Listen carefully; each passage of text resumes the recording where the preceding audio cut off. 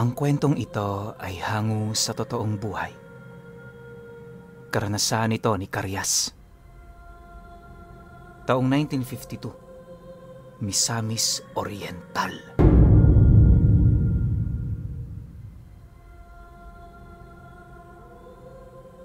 Itong mga panahong ito, bibihira lamang ang nagagawi sa baryo ni Caryas. Palibasa kasi, walang maayos na daan. Kapag pupunta ka sa kanilang bayan, kinakailangan nilang maglakad ng halos 3 oras. Ang naging ideya naman ng kanilang mga kanayon, kapag magsisimula ng tumilaok ang manok, doon na rin sila gigising at maghahanda para mamalengke. Dahil bibihira lang kung makapamalengke, madalas ay marami ang pinamimili ni Caryas. Hindi naman yun naging problema sa kanya dahil meron naman siyang kariton na hila-hila ng kanyang alagang kalabaw. Sa paraang yun, hindi siya nahihirapan sa pagbubuhat ng mabibigat na mga dalahin. Hindi rin naman siya nababahala kahit na may kung ano man siyang makasagupa sa daan. Kampante kasi siya sa tinataglay niyang medalyon ng San Benito na ipinagkaloob sa kanya ng ermitanyo niyang tiyuhin. Sinasabi pa ng tiyuhin nito na nagpapasabog yun ng masasamang elemento.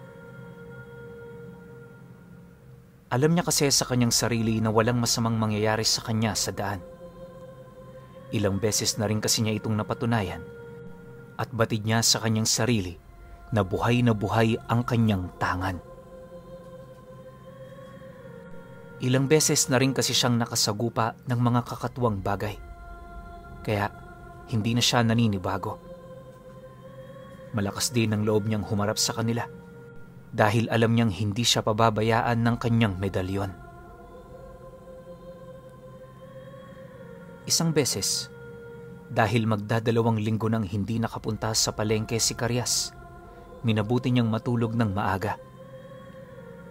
Naisip niyang kinakailangan niyang magising ng mga 3:00 ng madaling araw nang sa gayoy ay hindi mainitan ng kanyang alagang kalabaw kapag pauwi na siya. Habang nakahiga naman, napansin niya ang kanyang asawa na panayang palit ng posisyon sa pagkakahiga. Parang nababalisa ito, kaya inusisa na siya ni Caryas kung ano ang nangyayari rito. Ayon naman sa kanyang asawa, ay parang masama ang kutob niya. Tila ba may ibang nilalang na nasa paligid nila na siyang naging rason para hirap siya sa kanyang pagtulog. Ilang linggo na ring nagiging ganon ang asawa ni Caryas magmula noong nanganak ito.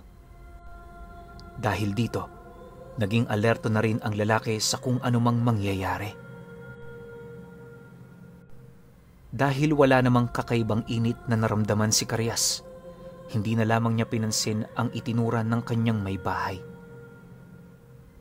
Naisip nitong baka dahil kakapanganak lamang niya, kaya nagkakaganon ito. Subalit, nang magsimulang pumalahaw ng iyak ang kanilang sanggol, minabuti ni Caryas na kargahin yon. Dahil nakapatay ang kanilang gasera, sinindihan na rin niya ito. Habang ipinaghehele ang kanilang anak sa hindi inaasahan ng lalaki, nakaramdam siya ng kakaibang init sa buong katawan niya. Pumipintig din ang kanyang medalyon at pinaninindigan siya ng balahibo sa batok. Nagkaroon ng ibang kutob si Caryas. Gawa lamang kasi sa kawayan at nipa ang bahay nila. Kaya may silong ito at malakas ang kanyang hinalang baka sinisilipan sila ng aswang. Dahil dito, minabuti niyang ipahawak na lang muna sa kanyang asawa ang kanilang sanggol. Kinuha niya ang kanyang itak at lumabas sa kanilang bahay. Nagkataon naman na 3 gabi na lang at bilog na ang buwan, kaya napakaliwanag ng paligid. Habang nakatayo sa tapat ng kanilang bahay, iginagala niya ang kanyang paningin sa paligid. Pinakiramdaman niya yon hanggang sa mapansin niyang tila naglilikot ang kanyang alagang kalabaw sa pinagtatalian nito. Dahil medyo malayo yon sa kanilang bahay, minabuti ni Karyas na tunguhin yon. Inihanda na lang niya ang kanyang itak sa kung anumang posibleng naroroon. Dalawa lang ang nasa isipan niya ng gabing yon. Kung hindi yon magnanakaw, ay natitiyak niyang aswang ang naroroon. Upang hindi siya madaling mapansin ng kung anumang naroroon, marahan siyang naglakad patungo sa kinaroroonan ng kanyang kalabaw. Nasa kalagitnaan siya ng kanyang paglalakad nang sa hindi niya inaasahan may kung anong dumaan sa kanyang gilid. Lalong uminit ang pakiramdam ni Karyas doon, kaya sinundan niya ito ng tingin. Subalit, kahit na anong sipat niya sa paligid, ay hindi na niya nalaman kung saan patungo ang kung anumang dumaan sa kanyang gilid. Muli niyang ibinaling ang pansin niya sa kanyang alagang kalabaw. Ngunit nang makita niyang hindi na rin ito naglilikot, nakampante siyang wala sa paligid nun, ang aswang. Napatanong na lang siya sa kanyang sarili kung ano talaga ang dahilan ng pagkakaroon ng kanyang alaga. Bago siya bumalik sa loob ng kanilang bahay, tiningnan muna ni Karyas ang paligid ng pinagtatalian niya ng kanyang kalabaw. Pinagmamasdan niya ang bawat bahagi doon, hanggang sa may mapansin siyang tila may kung anong mamasa-masa sa lupa. Nung una, inakala niyang baka ihi lang yon ng kanyang alaga, ngunit may kung ano sa kanyang isipan na nagtutulak sa kanya para amuyin yon. Dahil dito, sinubukan niyang amuyin ang bahaging yon ng lupa at gano'n na lang ang kanyang pagtataka nang malamang sobrang lansa nun. Napatanong siya sa kanyang sarili kung bakit may ganoong amoy ang likido. Pero habang nakayuko si Karyas, napalingon siya sa kanilang bahay. Napailing na lang siya at mas lalo pang nag-ibayo ang kanyang pag-iinit nang makita ang isang anino na nakaupo sa silong ng kanilang bahay. Noong una, hindi niya alam kung namamalikmata lang ba siya o hindi. Subalit, nang mas lalong pumalahaw ng iyak ang kanilang sanggol, doon na lumakas ang kanyang hinala kung ano yon. Kung hindi ako nagkakamali, isang aswang yan. Huwag mong sabihin, inaaswang mo ang aming anak. Bulong niya sa kanyang sarili. Nung mga panahong yon, mabilis siyang tumakbo patungo sa kanilang bahay. Malayo pa lamang siya ay napasigaw na siya para kunin ang atensyon ng nilalang na nasa silong ng kanilang bahay. Subalit, nang tuluyan siyang makalapit sa kanilang tirahan, biglaan ding umalis ang aswang at napatakbo patungo sa masukal na bahagi ng kanilang nayon. Hindi na nagawang sundan ni Karyas yun dahil minabuti niyang pumasok na lang sa kanilang bahay. Pagpasok niya, dumiretso siya sa kusina at kinuha niya ang lagayan nila ng asin. Nang makuha na niya ay muli siyang lumabas at sinabuyan ang buong paligid nila, maging ang bubong ng kanilang bahay. Matapos niyang gawin yan, pumasok siya at tumungo na sa kanilang silid. Naabutan niyang ipinaghehele pa rin ng kanyang asawa ang anak nila na mahimbing ang pagkakatulog. Hindi na nagawang sabihin ni Karyas sa kanyang asawa ang kanyang nakita dahil niyaya niya na itong matulog. Kahit papaano, nawala ang init sa katawan ng lalaki at nakampante naman siyang hindi nababalik ang aswang na yon. Nakatulog naman sila ng mahimbing ng gabing yon. Kinabukasan, dahil araw ng palengke, minabuti ni Karyas na gumising ng maaga. Bago mag-alas 3 ng madaling araw, ay nakahanda na siyang bumaba sa bayan. Dahil natutulog pa ang kanyang asawa, hindi na lamang niya ito ginising pa. Bago umalis, siniguro na lang niyang hindi mabubuksan ang kanilang pintuan. Wala siyang ibang dala noon kundi ang gasera niya at itak. Suot din niya ang kanyang medalyon ng San Benito na siyang tanga niya saan man siya magpunta. Minabuti na rin niyang magpuder bago tuluyang bumaba sa kanilang bahay. Noong naglalakad na siya patungo sa kanyang kalabaw, nakaramdam siya ng kakaibang kutob. Naisip niyang baka naroroon lamang sa paligid ang aswang na nagpakita sa kanya, kaya minabuti niyang tumayo malapit sa kanyang kalabaw para hindi kaagad siya mahalata ng nilalang. Habang nasa ganoong sitwasyon, iginala niya ang kanyang paningin sa paligid. Naghintay pa siya at nag-abang ng umabot sa kalahating oras. Nang masiguro naman niyang wala nang ang aswang sa paligid, minabuti na niyang ikabit ang kariton niya sa kalabaw at magsimula ng tumahak ng daan patungo sa bayan. Habang tumatahak sila ng daan pababa sa bayan, nagiging mapagmatsyag sa kanyang paligid si Karyas. Naisip kasi niya na posibleng may haharang sa kanya at hindi siya makapaghanda. Inilabas na rin niya sa kaluban nito ang itak niyang madalas niyang dala kapag pumupunta siya sa palengke. Dahil may kasukalan ng kanilang dinaraanan, hindi siya nagpakakampante. Hinagupit na lang niya ang kanyang kalabaw nang sa gayoy ay mas maging mabilis ang paglakad nito. Nasa kalagitnaan na sila ng kanilang dinaraanan nang biglang tumigil ang kalabaw niya. Napasinghap yon at kahig ng kanyang mga paa sa lupa. Hindi din naman alam ni Karyas kung ano ang ibig sabihin nun. Muli niyang hinagupit ang kanyang kalabaw. Subalit sa halip na umabante, tila hindi na nito alam kung aling direksyon ang kanyang tatahakin. Walang ano-ano, may napansin si Karyas sa unahan ng kanilang dadaanan. Parang may kung anong nakapalumpon doon na kung anong baging o maliit na ugat ng puno. Nung una, inakala niya na wala lang yon at may kung sino mang naglagay niyon doon. Dahil dito, bumaba siya sa kanyang kariton at lalapitan sana yon para kunin. May mga tao talagang walang magawa sa buhay kung hindi ang magbigay ng perwisyo sa kanilang kapwa. Saad pa niya sa kanyang sarili. Nakadalawang hakbang na siya nang sa hindi inaasahan ni Karyas, uminit ang kanyang medalyon na parang napapaso siya.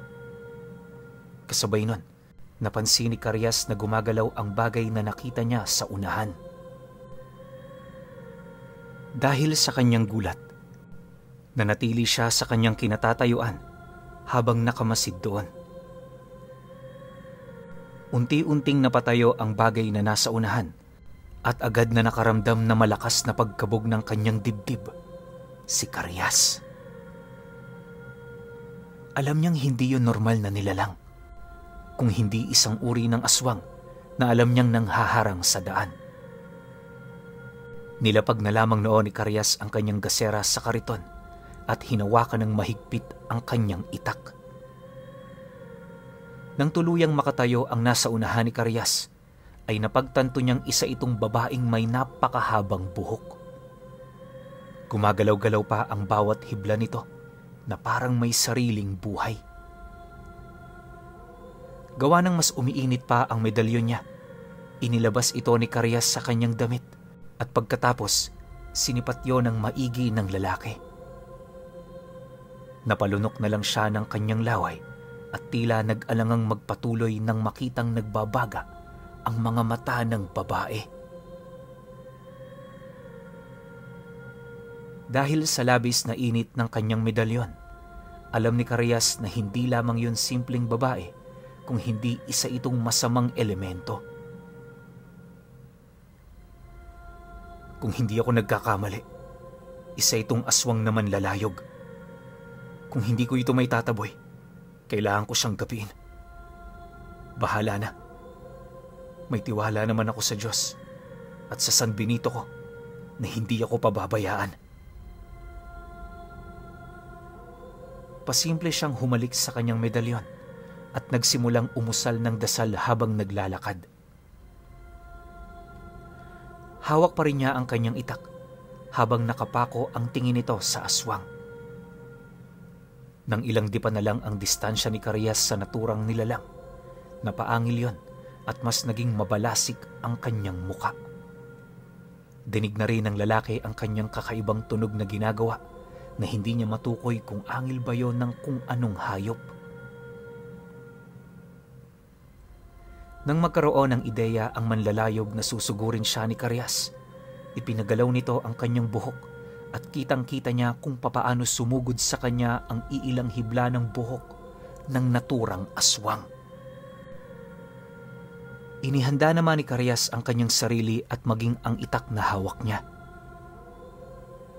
Saktong pagkalapit ng ilang hibla ng buhok sa kanyang harapan, walang pagdadalawang isip nitong tinagayon. Sa mga unang pagwasiwas ay hindi niya nagawang maputol ang mga hibla ng buhok ng manlalayog. Subalit nang magsimulang pumintig at makaramdam si Carias ng tila ba isang enerhiyang bumalot sa kanyang katawan, tila nag-ibayo na rin ang kanyang lakas at bilis. Nang muli sanang susugod sa kanya ang napakaraming hibla ng buhok ng aswang, walang agam-agam niyang tinagayon at nagawa niyang putulin ang mga hibla ng buhok. Napaangil ang manlalayog at mabilis itong sumugod sa lalaki. Dahil dito, mabilis ding lumapit sa kanyang kariton si Carias at sinubukan niyang patakbuhin ang kanyang kalabaw. Dahil papasugod ito sa aswang, nagwala ang kalabaw ni Carias hanggang sa halos masira na ang kariton. Subalit dahil mabilis din ang kalabaw at mas malaki ito kung ikukumpara sa manlalayog, tumilapon lamang ito sa gilid ng daan. Itong mga oras na to, mas lalo pang bumilis ang pagtakbo ng kalabaw. Naging panay ang paglingon ni Carias hanggang sa nakalabas na siya sa masukal na bahaging yon. Habang tumatakbo noon ang kalabaw at kariton, tila nakikipaghabulan doon ang tibok ng puso ng lalaki. Walang ano-ano, nakaramdam siya ng kakaibang amoy na kagaya ng samanlalayog. Muling iginala ni Carias ang paningin niya sa paligid hanggang sa may mapansin siyang kung anong nakalugay mula sa itaas at sumasayad sa kanyang muka. Dahil inisip niya na baka kung anong insekto lang yon, kinuha niya ang kanyang gasera at sinubukang sunugin ito. Dahil sa ginawa niya, nakarinig siya ng ingay na mula sa ibabaw at naapula kaagad ang apoy sa sinunog ni Carias. Napatingala na lang siya at nagulat ang mga mata niya nang makita niyang napakahabang buhok pala ang dumadampi sa mukha niya at naroroon sa kanyang ibabaw at nakalutang ang manlalayog. Bago pa man makagawa ng kung anong aksyon si Carias, sa hindi niya inaasahan, pumulupot sa kanyang katawan ang mga hibla ng buhok ng manlalayog at pumaitaas siya. Kahit na anong pagpipiglas ni Carias ay hindi niya magawa.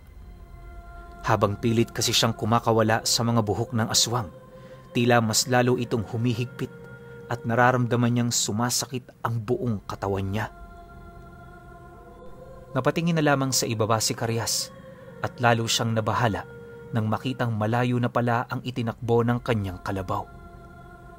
Alam niyang kung hindi niya yun magagabayan ay baka kung saan yun makakarating at baka manakaw yun ng ibang tao. Dahil doon, pinilit pa rin niya ang magpumiglas. Habang nasa ganoong sitwasyon, muling nakaramdam ng pag-iinit ng kanyang katawan si Carias. Dahil dito, naalala niya ang kanyang tangang medalyon. Nag-isip siya kung ano ang kanyang gagawin para makapiglas doon. Walang ano-ano, ibinaba siya ng manlalayog sa lupa. Ngunit ang naging pwesto ni Carias ay padapa at nakapulupot pa rin ang buhok ng manlalayog sa kanya. Pilit na tinataga ni Carias ang kanyang sarili dahil alam niyang hindi siya pababayaan ng kanyang medalyon.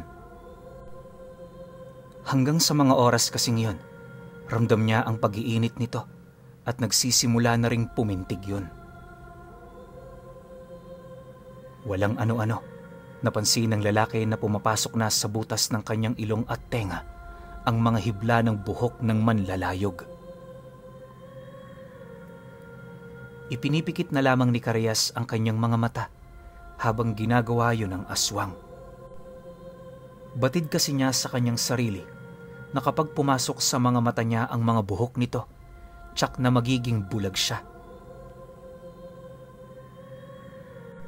Dahil alam niyang nasa alanganing sitwasyon siya at hindi na siya tsak kung mabubuhay siya mula sa ginagawang yon ng manlalayog sa kanya, minabuti niyang taimtim na magdasal sa Diyos at kay San Benito.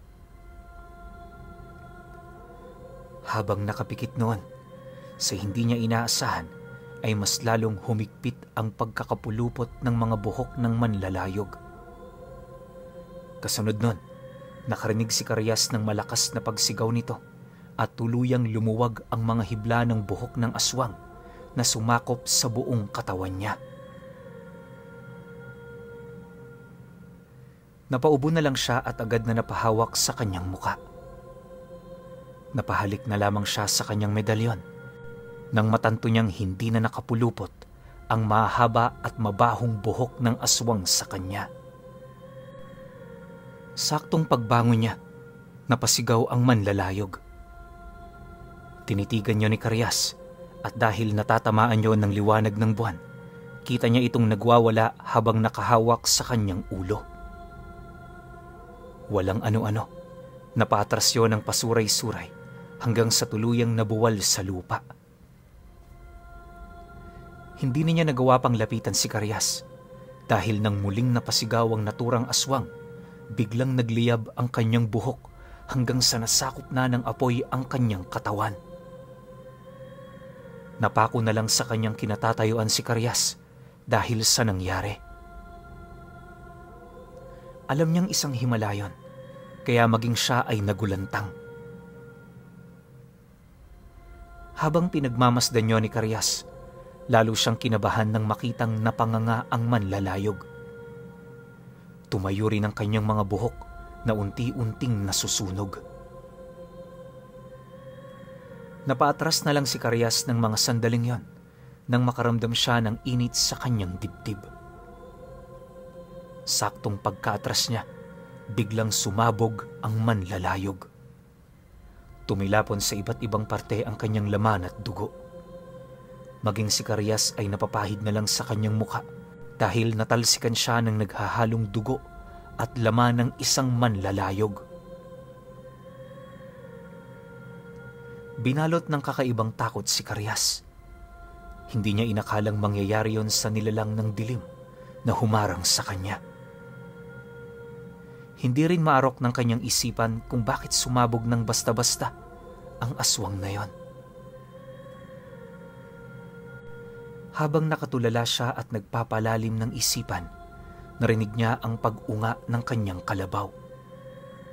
Lumakas ulit ang tibok ng puso niya at kahit hindi man niya sinasadyang maisip, tila pumapasok talaga sa kanyang utak na may hindi magandang nangyayari sa kanyang kalabaw. Dahil dito, minabuti niyang umalis doon at hagilapin kung saan na nakarating ang kanyang alaga at maging ang kanyang kariton. Kahit na naglalakad takbo na siya, hindi pa rin mawaglit sa isipan ni Carias ang kanyang nasaksihan. Doon lang siya lubusang humanga sa kanyang medalyon ng San Benito dahil saktong-sakto na mawawala na siya ng malay nang gumawa ito ng isang himala. Dahil patuloy ang pag-iingay ng kanyang alagang kalabaw, minabuti na lamang ni Karyas na tumakbo upang hanapin ito. Maliwanag naman ang buwan, kaya hindi siya mahihirapang tahakin ang daan. Noong una, inakala niyang dumiretso na talaga ang kalabaw patungo sa bayan, ngunit nagulat siya nang marinig niya ang pag-iingay nito na tila nang gagaling sa direksyon ng ilog. Napaisip si Karyas na marahil ay doon dumiretso ang kanyang alaga, kaya hindi na siya nag-alinlangan pa na tunguhin yun. Dumiretso na rin siya sa ilog. Subalit, habang tumatakbo siya patungo roon, ay tila may ibang kilabot siyang nararamdaman. Sa kadahilanang yon, minabuti niyang mag-ingat habang nakikiramdam sa kanyang paligid. Kalaunan ay napagtanto niyang malapit na siya sa ilog at doon nakasiguro siya na naroroon ang kanyang alagang kalabaw. Subalit, nang ilang hakbang na lang ay mararating na niya ang pangpang. Bigla namang tumahimik ang buong paligid. Labis na nagtaka si Karyas kung ano nangyari sa kanyang kalabaw, kaya mabilis siyang humakbang hanggang sa matanaw na niya ang kanyang kariton na ng mga panahong yun ay nasusunog. Naisip niyang marahil ay dahil yon sa naiwan niyang gasera doon. Iginala ni Karyas ang kanyang paningin sa paligid hanggang sa matanaw niya ang kanyang alaga na nakahandusay sa lupa. Ganun na lamang ang kanyang galit at takot dahil nakita niya itong may katabing isang babae na may napakahabang buhok. Ang mga buhok nun ay gumagalaw-galaw at pumupulupot sa leeg at ulo ng kanyang kalabaw. Napasigaw na lamang noon si Karyas dahil sa nasaksihan niya. Mabilis siyang lumapit sa kanyang karitong nasusunog at sa kabutihang palad ay naroroon pa rin ang kanyang itak. Dinampot niya ito, pagkatapos ay mabilis na lumusob sa kinaroroonan ng kanyang alaga at ng manlalayog. Nang medyo malapit na siya roon, napagtanto ni Karyas na wakwak na pala ang tiyan ng kalabaw at wala na ring mga laman loob. Ang tanging ginagawa na lamang ng manlalayog doon ay sinusubukan nitong sipsipin ang dugo ng hayop. Nanginig ang buong katawan ni Karyas dahil sa matinding galit. Dahil dito ay mabilis siyang humakbang hanggang sa makarating siya sa tapat ng aswang. Noong mga panahong yon, walang pagdadalawang isip niyang tinaga ang manlalayog. Subalit, gano'n na lamang ang kanyang gulat nang sa hindi niya inaasahan ay bigla ang gumalaw ang iilang hibla ng buhok nun. Pumulupot yon sa kanyang kamay na may hawak na itak. Kahit na malakas ang manlalayog ay hindi siya nagpatalo. Hinawakan niya ng buong higpit ang kanyang itak at sinubukan itong ilapat sa kabilang kamay niya. Noong magawa yun ni Karyas, ay walang pagdadalawang isip niyang pinutol ang buhok na nakapulupot sa kanyang kabilang kamay. Dahil sa kanyang ginawa, napatayo ang manlalayog at napatitig sa kanya ng mabalasik. Humakbang ito ng ilang beses hanggang sa medyo makalayo na rin siya sa alagang kalabaw ni Karyas. Naging salitan ang pagtitig ng lalaki sa aswang at sa kanyang alagang kalabaw. Dahil dito, nag-ibayo palalo ang kanyang galit na nararamdaman at maging ang pagnanais niyang paslangin din ng manlalayog. Noong mga sandaling ito, ay napasinghot sa direksyon ni Karyas ang manlalayog at nagkaroon ng hinuha ang lalaki na marahil ay naaamoy no ng dugo ng kanyang kauri na tumalsik sa kanyang katawan. Matapos gawin niyo ng aswang ay napaangil ito at biglang tumayo ang lahat ng kanyang buhok. Napatitig na lamang doon si Karyas habang inihahanda ang kanyang hawak na itak. Napahaplos pa siya sa kanyang medalyon at sa pamamagitan ng kanyang isip, nagdasal siya para humingi ng gabay mula rito. Habang nasa ganoong sitwasyon, biglang sumugod sa kanya ang nilalang. Halos wala na siyang makita dahil nagkalat sa kanyang harapan ang malalagong buhok ng manlalayog. Subalit kahit na ganon, ay hindi siya natinag. Iwinasiwas niya sa ere ang kanyang itak at ang bawat buhok na kanyang matataga ay napuputol at nalalagas sa lupa.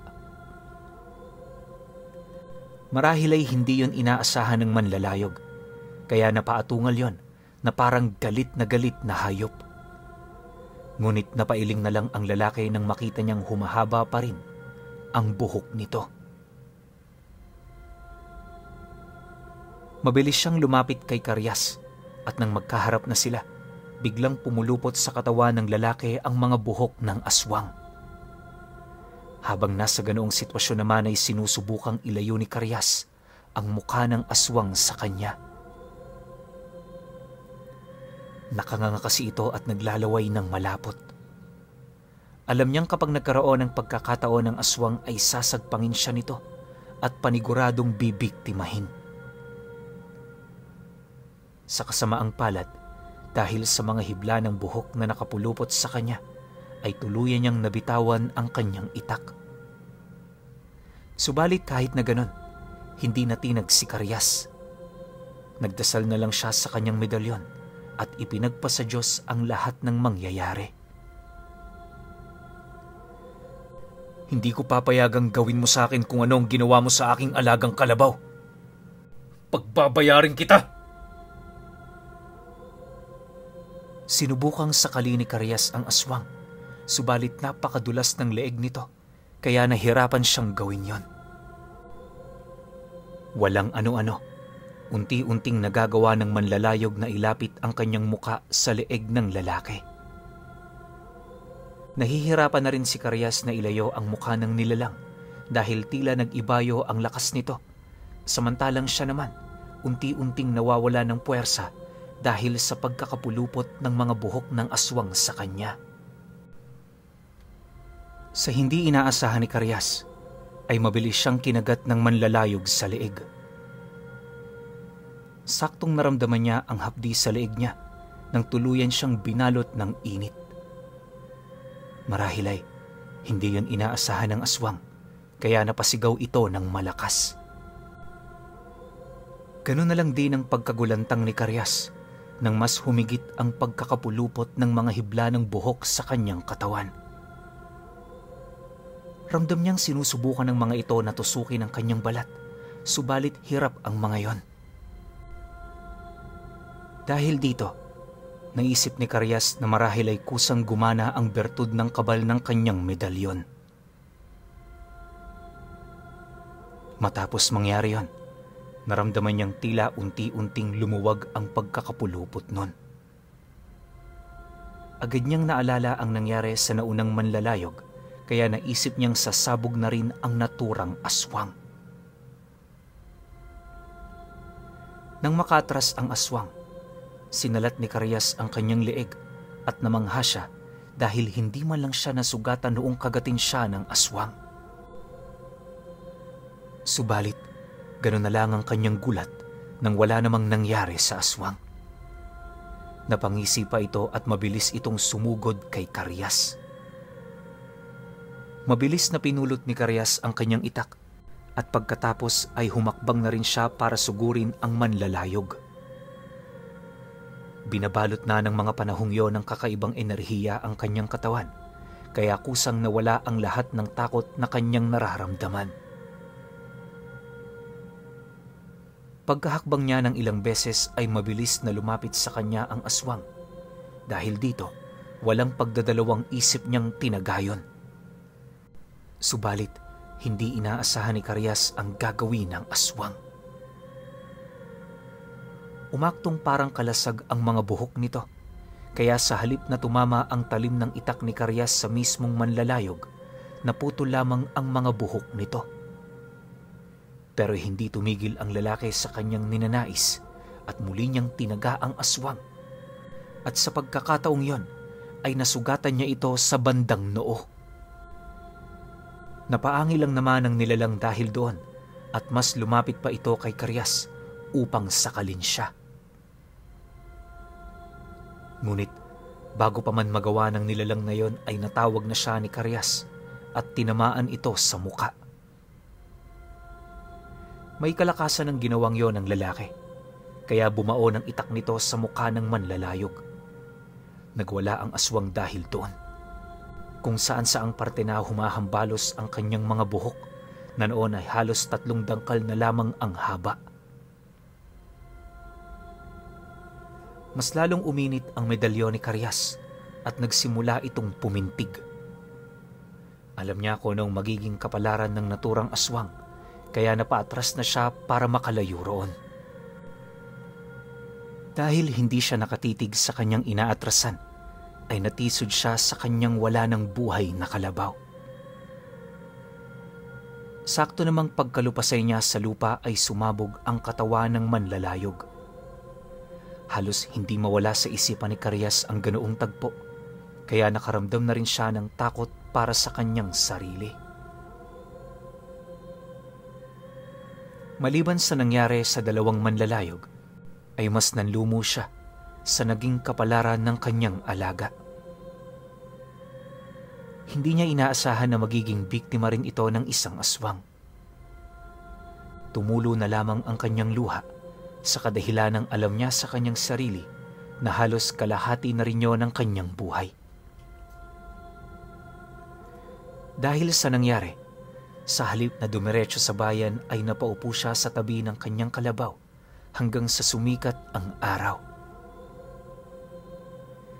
Hindi niya alam kung ano talaga ang magiging emosyon niya noong mga oras na yon. Subalit kahit na ganun, ay laking pasasalamat pa rin niya dahil hindi siya nasaktan sa ginawang pagtambang sa kanya ng mga manlalayog. Nang maging kalmado na ang emosyon niya, umuwi siya sa kanilang bahay at ibinalita sa kanyang asawa ang nangyari. Mabuti na lang raw at walang masamang nangyari kay Karyas. Maging ito ay halos hindi makapaniwala dahil sa ganun kaikling panahon lamang ay nagawang paslangin ni Karyas ang dalawang manlalayog. Nagpapasalamat na lamang sila dahil nagawang makaligtas ni Karyas. Ikinalat ni Karyas ang kwentong ito sa buong kapuluan. At naging bantog ito dahil sa ipinakalat ng mga lokal tungkol sa nangyari na medalyon ng San Benito na nagpasabog sa mga manlalayog.